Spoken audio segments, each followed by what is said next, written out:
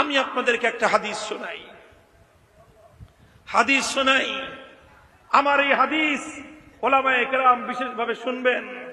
আমার এই হাদিস, আমার আজকের বক্তব্য শাসক বর্গের ঘনিষ্ঠ ব্যক্তিবর্গ যারা আছে তারা শুনবেন, লক্ষ্য করবেন, বুঝবার চেষ্টা করবেন। আমাকে পছন্দ না হলে যেই হুজুর পছন্দ হয় সেই হুজুরের কাছ থেকে হাদিসের ব্যাখ্যা শুনে নেবেন। হযরতে আমিরে মুআবিয়া রাদিয়াল্লাহু তাআলা আনহু তিনি একবার জুমার দিন খুতবা দিতে দাঁড়িয়ে একটা কথা বললেন। আল মালু মালুনা ওয়াল ফাইউ ফাইউনা।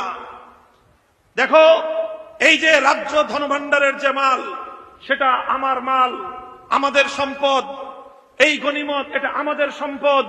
আমরা যেভাবে ইচ্ছা সেভাবে বন্টন করব। প্রথম জুমায় হযরত